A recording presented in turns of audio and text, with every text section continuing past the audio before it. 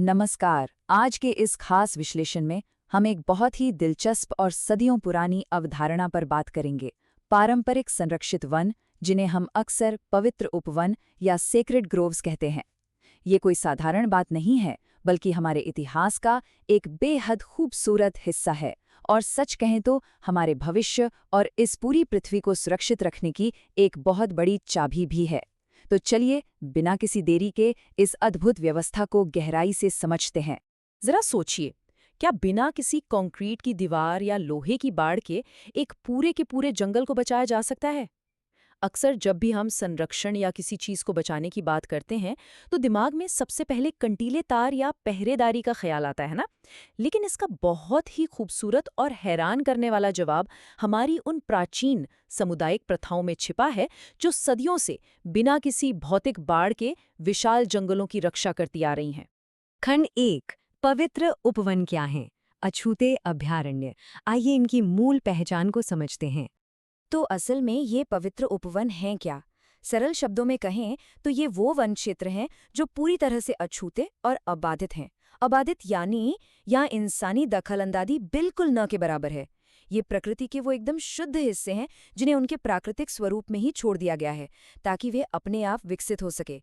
ये हमें एक बहुत बड़ी बात सिखाता है कि कभी-कभी प्रकृति को बचाने का सबसे बेहतरीन तरीका यही है कि हम उसे उसके हाल पर छोड़ दें।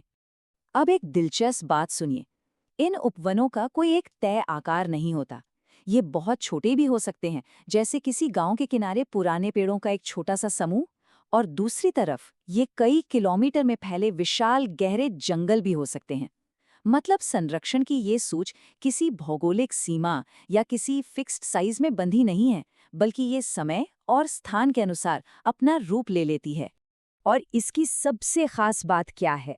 ये पूरे भारत में पाए जाते हैं। जी हाँ, उत्तर की बर्फीली वादियों से लेकर दक्षिण के तटीय इलाकों तक, हर जगह।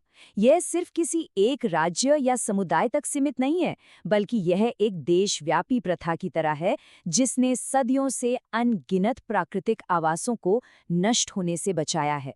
खंड 2। प्रकृति और समुदाय का बंधन। जैविक संपदा। चलिए देखते हैं कि इन जंगलों के अंदर आखिर क्या छिपा है।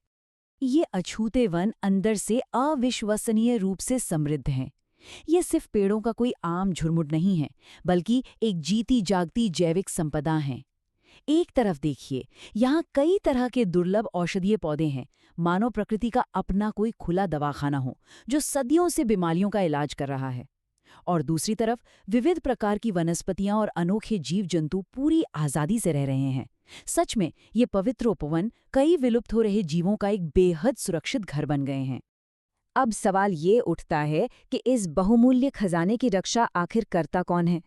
इसका जवाब है स्थानीय समुदायों का अटूट संकल्प। यहाँ कुछ बेहद सख्त नियम हैं। किसी भी जीव जंतु को नुकसान नहीं पहुंचाना है, पेड़ काटना पूरी तरह से वर्जित है, और पूरे क्षेत्र को किसी भी तरह की क्षति पहुंचाना सख्त मना है। और सबसे बड़ी बात, ये नियम किसी पुलिस या सरकार ने नहीं बनाए हैं। ये जंगल के वो प्राचीन कानून हैं जिन्हें स्थानीय लोग खुद अपनी मर्जी से लागू करते हैं और पूरी ईमानदारी से निभाते हैं।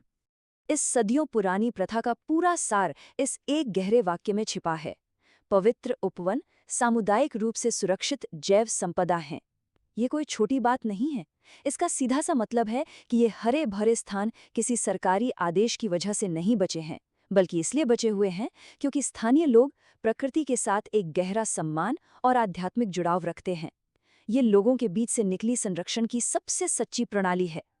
खंड 3। पश्चिमी घाट और उससे आगे। भौगोलिक पदचिन्ह।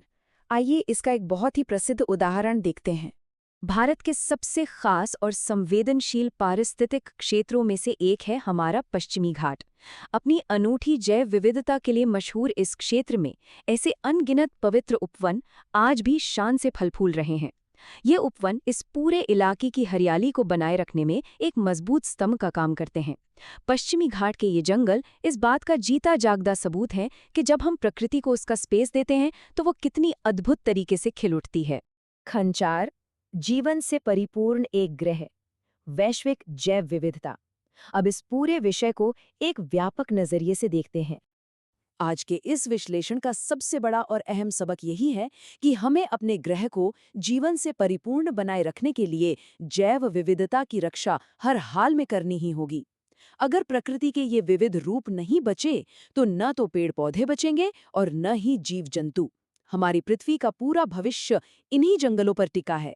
ऐसे अछूते और पवित्र क्षेत्रों का सम्मान करना और उन्हें बचाना ही हमारे ग्रह को एक सांस लेता हुआ जीवंत ग्रह बनाए रखने का इकलौता उपाय है। अंत में ये सब हम सभी के लिए एक बहुत ही बड़ा सवाल छोड़ जाता है। क्या हमारे अपने क्षेत्र के आसपास भी कोई ऐसा पवित्र उपवन मौजूद है जिसके बारे में पता लगाया जाना अभी बाकी है, जो शायद खामोशी से हमारे आसपास ही फल फूल रहा हो?